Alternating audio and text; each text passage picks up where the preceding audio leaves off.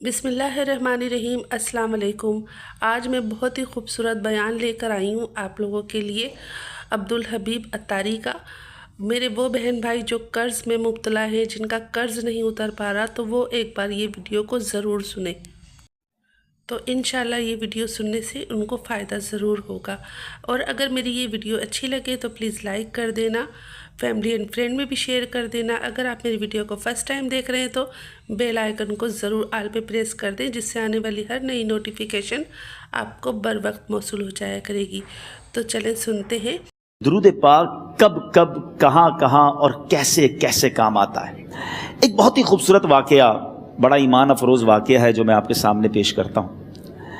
ایک دوست نے اپنے ایک دوسرے دوست کو قرض دیا، اور جب اس نے قرض دیا تو وہ قرض ایک بڑی اماؤنٹ تھی، 3000 دینار۔ وہ ٹائم آ گیا جب اس ٹائم وہ قرض لینے کے لیے اپنے دوست کے پاس گیا کہ بھائی مجھے میرے پیسے واپس دو، تو اس نے کہا کہ پیسے تو نہیں ہے میرے پاس، میں کولیپس ہو گیا ہوں، بزنس اب میرا ختم ہو گیا ہے، میں تمہاری رقم نہیں دے سکتا۔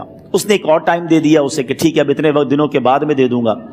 وہ ٹائم بھی گزر گیا، اور جب وہ ٹائم بھی گزر گیا تو اس کے بعد اس دوست نے کہا کہ اب تو پیسے دے دو بھائی، میرا ٹائم پورا ہو گیا ہے۔ پھر نہ دے سکا ٹائم۔ آخر کار معاملہ جو ہے وہ کورٹ میں چلا گیا، قاضی کے پاس چلا گیا۔ اب قاضی نے جس کو پیسے دینے تھے اس کو بلایا اور کہا کہ بھائی آپ کو اس کے پیسے دینے ہیں؟ کہتا ہے ہاں پیسے تو دینے ہیں۔ تو کہا پھر دیتے کیوں نہیں ہو؟ کہا پیسے ہیں ہی نہیں، کاروبار ہی ختم ہو گیا ہے، قرضہ تو لیا تھا، اب میرے پاس بچا ہی کچھ نہیں ہے۔ تو کہا اچھا اب یہ بتاؤ کہ کب دو گے، کیسے دو گے؟ اس نے کہا بس میرے پاس پیسے ہی نہیں ہیں۔ تو کہا اب تمہارے پاس 30 دن کا ٹائم ہے، 30 ڈیز میں یا تو اس کے پیسے لوٹا دو یا 30 دن کے بعد تمہیں قید کر دیا جائے گا۔ یہ شخص اب گھر آیا، پیسے تو تھے نہیں، مگر شاید علماء نے لکھا کتابوں میں، یہ واقعہ کئی بڑی بڑی کتابوں میں لکھا اور درود پاک کے فضائل کی بڑی بڑی کتابوں میں لکھا، اور اس شخص نے سوچا کہ اس نے ایک حدیث پاک پڑھی ہوئی تھی کہ جس میں یہ نبی پاک علیہ الصلوۃ والسلام نے فرمایا ہے، جس کا مضمون ہے کہ جو شخص پریشان ہو، مصیبت زدہ ہو، اسے چاہیے کہ مجھ پر کثرت سے درود پاک پڑھے، کیونکہ درود پڑھنا مصیبتوں اور پریشانیوں کو لے جاتا ہے۔ اب اس عاشق رسول نے سوچا اور تو کچھ ہے نہیں، اب میں درود پاک پڑھنا شروع کرتا ہوں۔ صبح سے لے کر شام تک وہ درود پاک پڑھنے لگ گیا۔ 27 دن گزر گئے، only 3 days left، 3 دن باقی تھے قاضی کے پاس جانے میں۔ 27 دن گزر گئے درود پڑھتے پڑھتے۔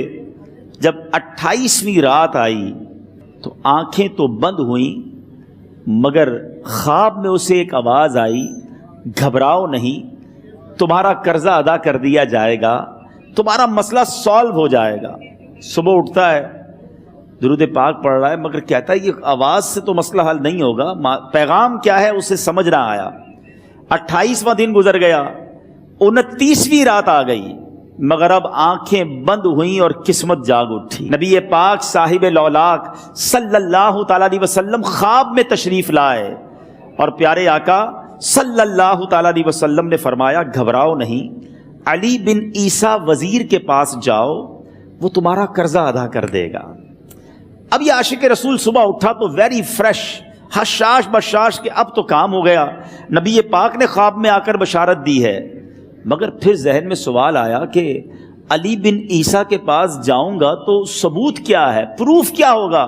میں جا کر اس کو کہوں گا کہ میرا قرضہ دے دو، تو ایسے تو قرضہ نہیں دے دینا، اور میں نے اس کو کہا کہ مجھے نبی پاک نے خواب میں کہا ہے، اور اس نے اگر مجھ سے کوئی نشانی مانگی تو میں نشانی کیا دوں گا؟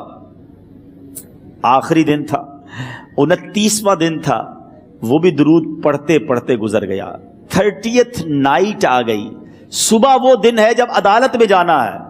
اب اس رات پھر نبی پاک علیہ الصلوۃ والسلام خواب میں تشریف لائے، اور آقا علیہ الصلوۃ والسلام نے فرمایا کہ علی بن عیسیٰ وزیر کے پاس جاؤ، وہ تمہارا قرض ادا کر دے گا۔ کہ حضور چلا تو جاؤں گا، لیکن اگر وزیر نے مجھ سے کوئی نشانی طلب کی تو میں کیا جواب دوں گا؟ پیارے آقا علیہ الصلوۃ والسلام نے کمال کا ارشاد فرمایا کہ علی بن عیسیٰ سے کہنا کہ تم روزانہ فجر کی نماز کے بعد 5000 بار درود پاک پڑھتے ہو، یہ راز فقط تم جانتے ہو اور تمہارا رب جانتا ہے۔ اب یہ جب صبح اٹھا تو ایک نشانی بھی مل چکی تھی۔ عدالت میں جانے سے پہلے وزیر کے دربار میں پہنچ گیا۔ اسے یہ ڈر تھا کہ آج پیسے نہ لوٹائے تو سزا ہو سکتی ہے۔ جب وزیر کے دربار میں پہنچا تو وزیر اپنے مشیروں کے ساتھ بیٹھا تھا۔ کہا مجھے آپ سے بات کرنی ہے۔ کہا بتاؤ کیا بات کرنی ہے؟ کہا میں ایک پیغام لایا ہوں آپ کے لیے۔ اچھا کس کا پیغام لائے ہو؟ کہا میں نبی پاک جناب محمد مصطفیٰ صلی اللہ تعالیٰ علیہ وسلم کا پیغام لایا ہوں۔ وہ عاشق رسول وزیر تھا۔ کہتا بتاؤ میرے آقا نے کیا پیغام دیا ہے؟ کہا حضور میں 3000 دینار کا مقروض ہوں، آج آخری دن ہے اور میرے آقا نے مجھے بشارت دی ہے کہ آپ سے کہوں کہ آپ میرا قرض ادا کر دیجئے۔ علی بن عیسیٰ کہتا ہے کوئی ثبوت ہے آپ کے پاس؟ ہے کوئی دلیل بھی ہے آپ کے پاس؟ میں کیسے مان لوں کہ آپ کو نبی پاک علیہ الصلوۃ والسلام نے بھیجا ہے؟ عاشق رسول کہتا ہے خالی ہاتھ نہیں آیا، میرے آقا نے مجھے دلیل بھی عطا فرمائی ہے، مجھے ایک ایویڈنس بھی دیا ہے، اور پروف یہ ہے حضور کہ آپ روزانہ صبح فجر کی نماز کے بعد نبی پاک صلی اللہ تعالیٰ علیہ وسلم کی بارگاہ میں درود و سلام کا نذرانہ پیش کرتے ہیں۔ جب تک 5000 کا عدد پورا نہیں ہوتا آپ اس وقت تک کسی اور سے بات نہیں کرتے۔ اور اے وزیر صاحب یہ راز صرف آپ کو پتا ہے اور آپ کا رب جانتا ہے۔ اللہ اکبر۔